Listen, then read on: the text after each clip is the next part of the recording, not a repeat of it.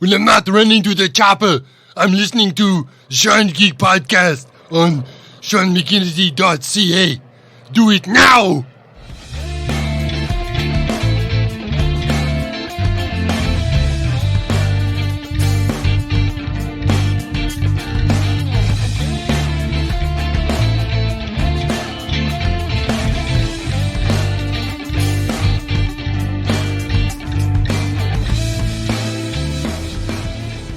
Well, hello, true believers. Who is a scorcher in the Winnipeg today? Man, oh man. I'm doing this on the road because that's the old school way of doing this thing. And, it's funny. I'm on vacation this week, and this is supposed to be the week that our first week in Portugal in a long number of years, and we weren't able to go because of COVID. So we had to cancel our vacation, which was a whole thing unto itself. But the weather we've had this week, since I've been on vacation, has been Portugal levels of heat. In fact, maybe not quite as hot as Portugal, but pretty darn close, man. In Canadian temperatures, we're talking in the realm of the almost mid-30s. In Fahrenheit temperatures, I guess we're talking pretty darn close to 100 degrees, I guess. Probably like a 90 or something, maybe 85 to 90. Yeah, it's pretty darn hot and humid too.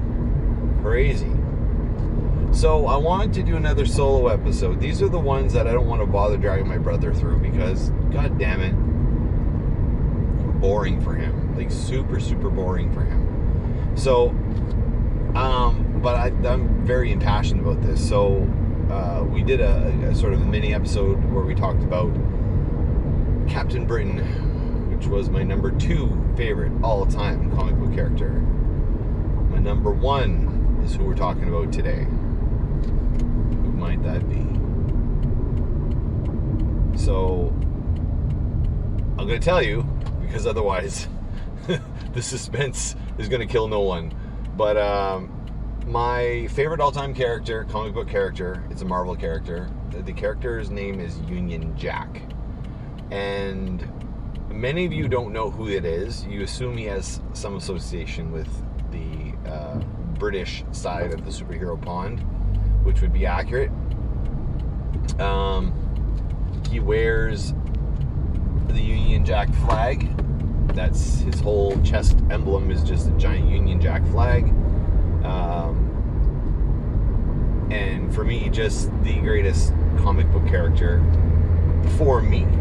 Maybe not the best comic book character of all time, but for me it is.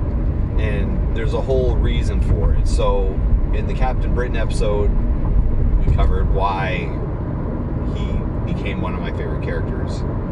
And with Union Jack, very similar scenario in that my original introduction to the character was one of the first comic books I had as a child. And it was a comic book called The Invaders. And it was a big deal for me, like a really big deal for me. And on the team there was a character called Union Jack, of course, Captain America, Submariner, the Human Torch, Spitfire, and they were fighting basically Nazis, I guess. I mean, it was a World War II based comic book, even though it wasn't put out during World War II. But me, as a kid, when I was reading these comics, actually I assumed that I was reading a reprint from the 40s. I assumed it was actually a comic book from the 40s. But that wasn't the case, actually. It wasn't the case at all. The Invaders were a reliving of the glory comic book years of World War II, where there was sort of an alliance amongst all the comic makers to put the heroes directly involved in the war. And there was a lot of, I don't know, propaganda is the right word, but basically it's, look, we need to promote buying war bonds. people, basically financing the war so they could defeat the Nazis. So all the comic books during that time had a focus on World War II, helping the Allies and helping everyone defeat Nazi Germany.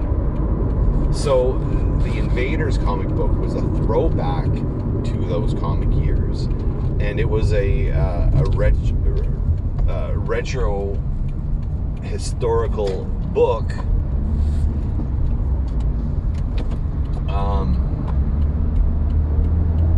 meant to, just merging here.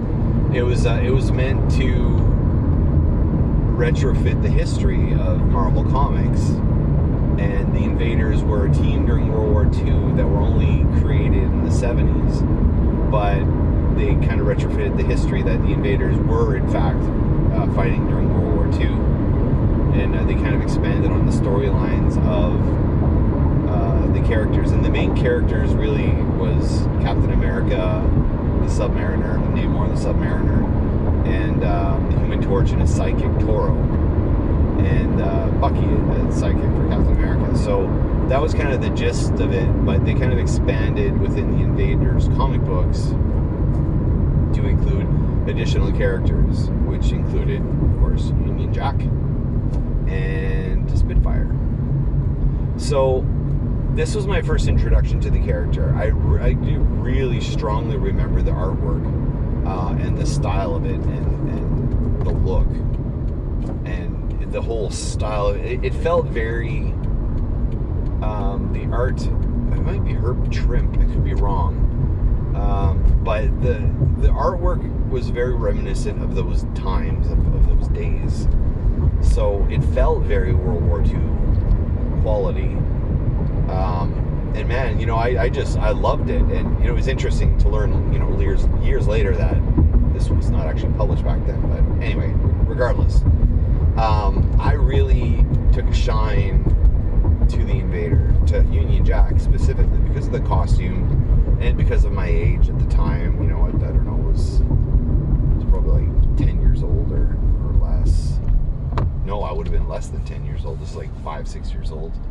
And this is all like, wow, this is all new stuff to me. Like, this was getting out of that comfort zone of Captain America and Spider-Man and Superman and Batman and all that stuff. Like, this is something else. And in a way, because Union Jack was not, he was not the mainstay of the team. I mean, that was Captain America, Namor, and Human Torch, of course.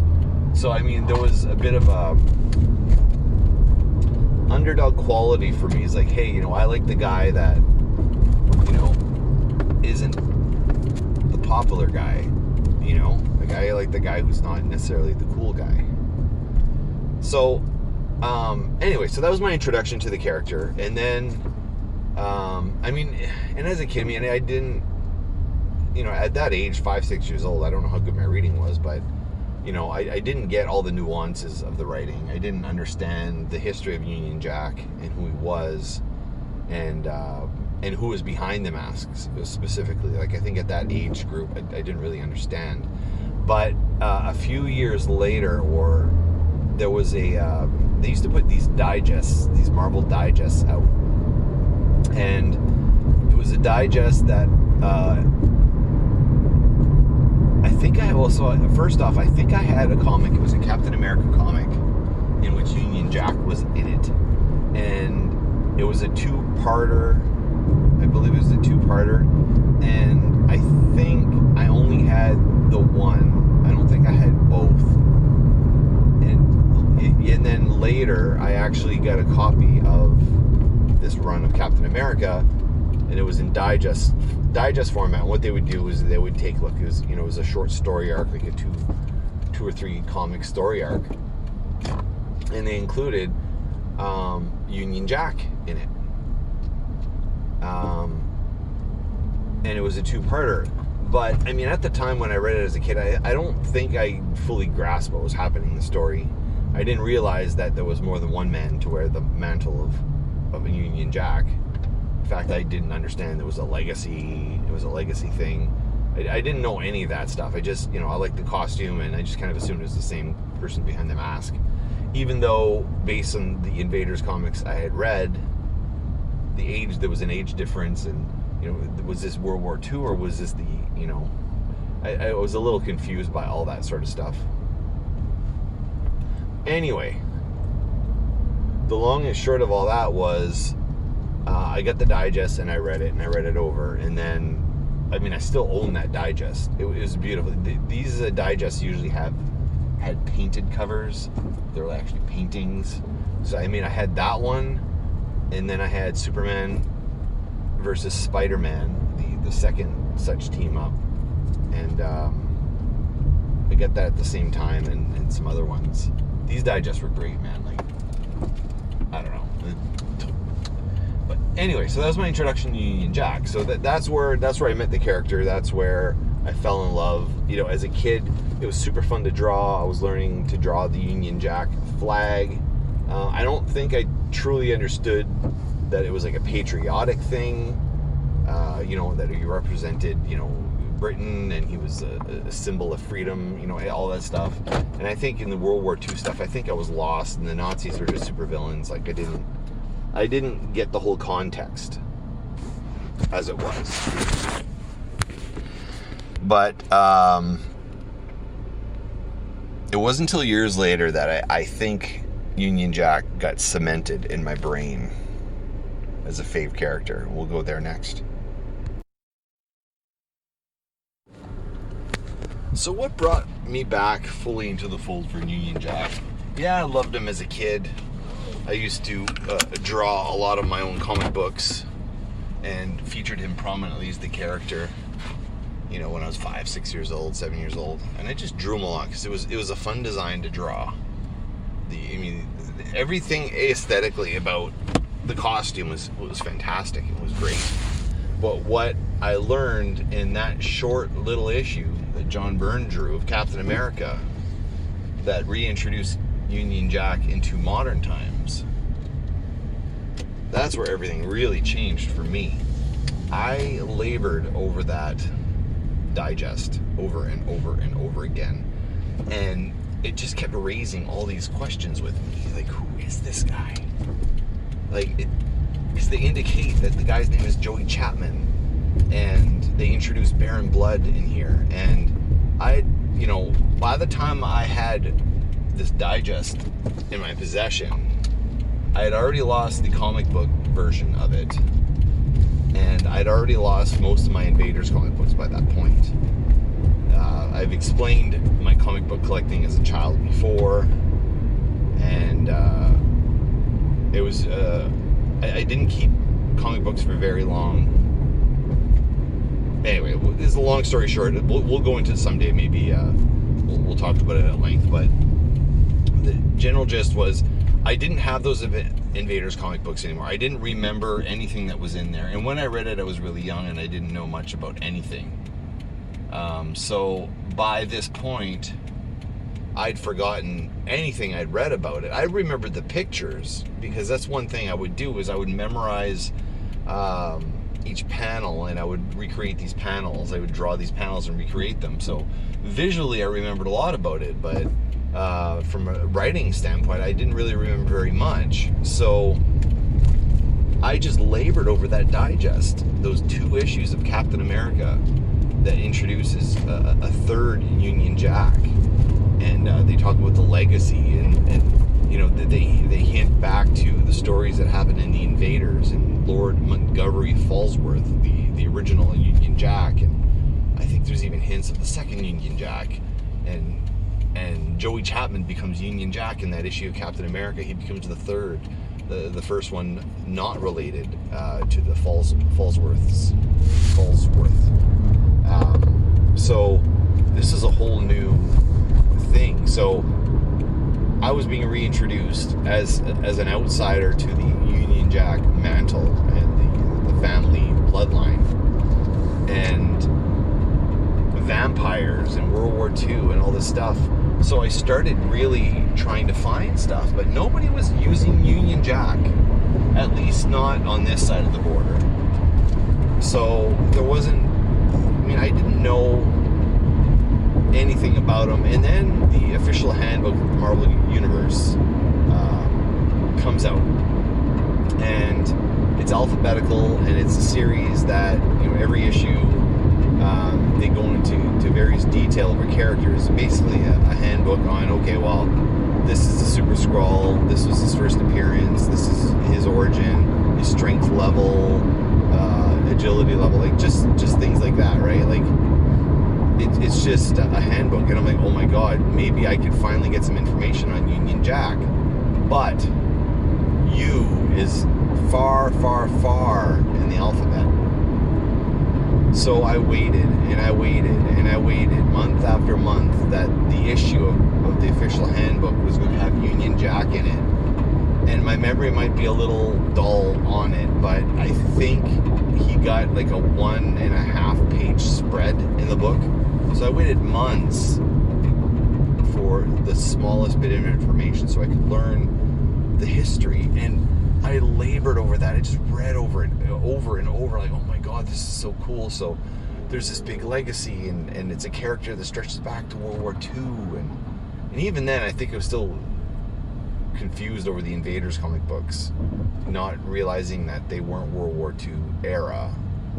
They were just, you know, adding to, retconning things. But anyway, you know, it ignited a love for me with this character.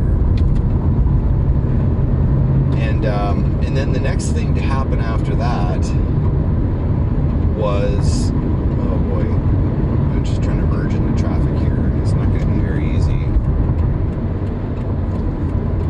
Anyway, so, I mean, but there was nothing. Like, Marvel was doing nothing with this character. I think, you know, it's like, okay, well, you know, Byrne, you know, did all this effort of bringing Union Jack into the 80s, with, you know, having a third iteration of the character.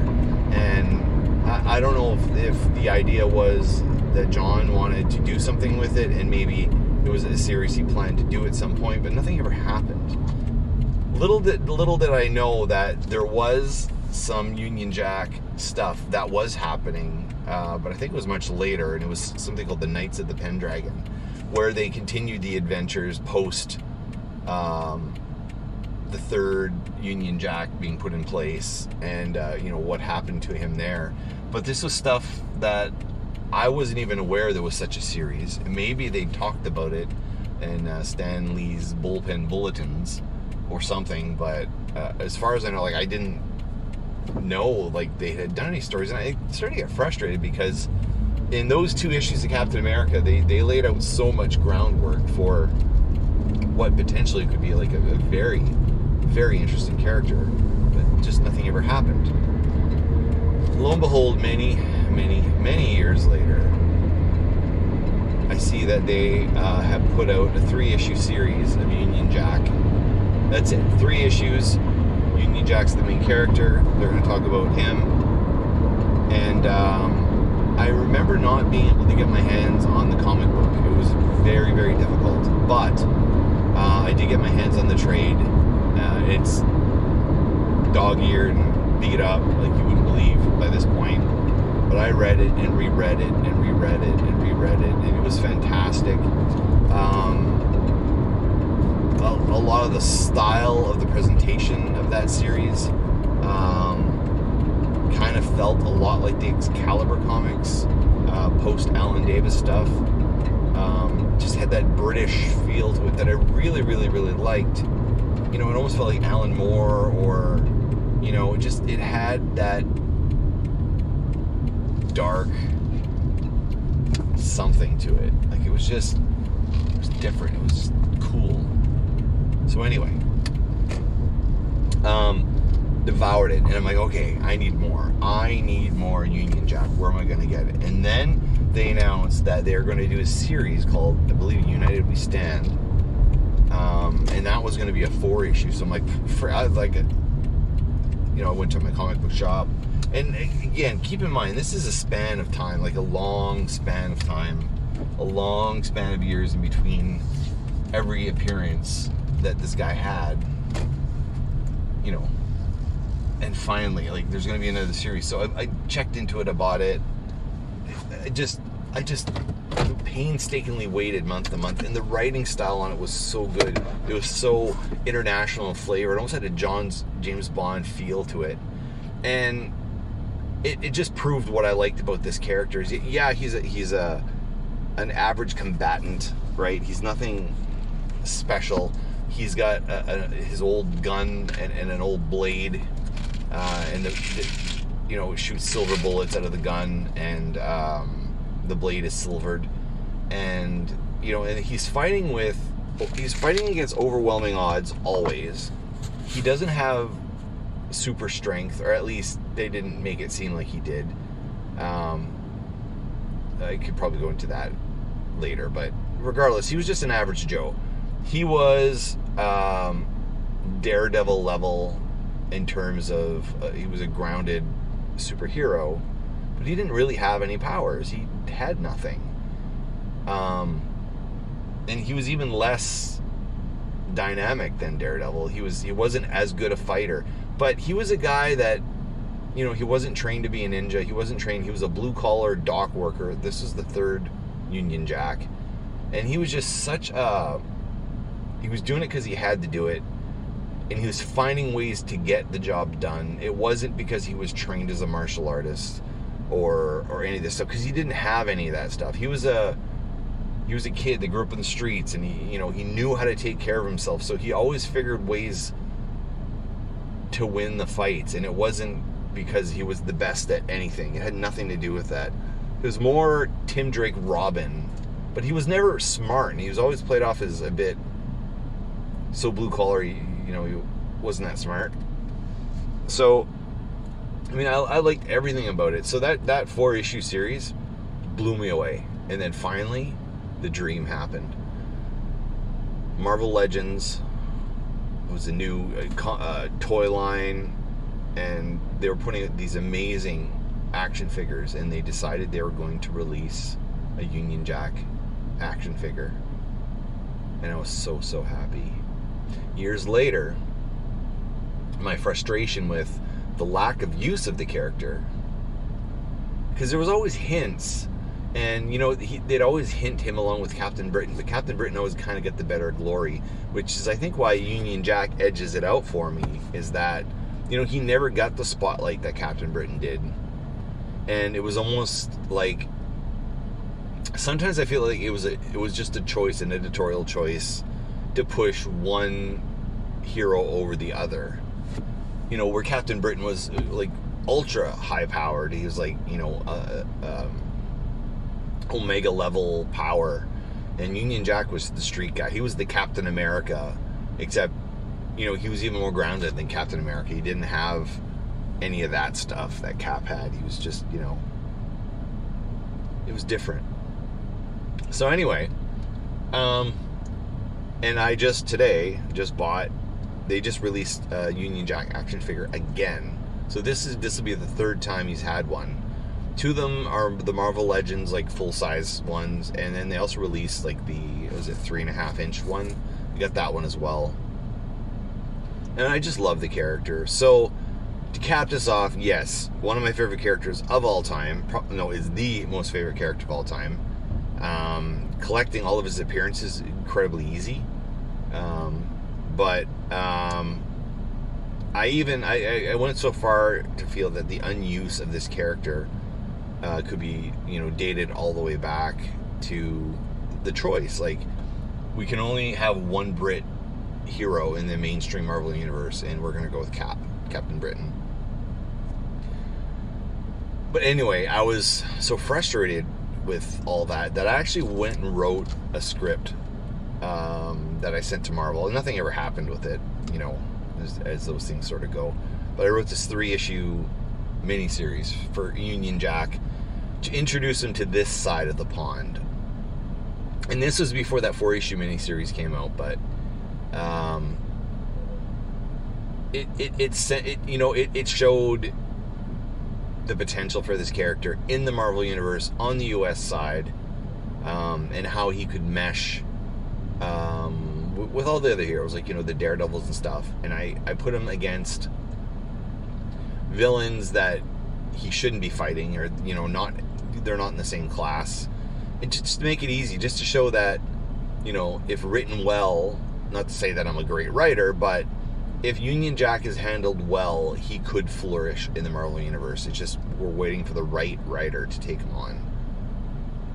And that is my number one. If they ever put out an omnibus, it would be a very short one. But I would buy it. I'd be first in line, just like I've been first in line for anything Captain Britain. So anyway, folks, Union Jack, check it out. Go to the marvel.com, and you can look up his bio there. You can see the deep, rich history of the character, and just what a great, great character he is. See you guys on the flip side.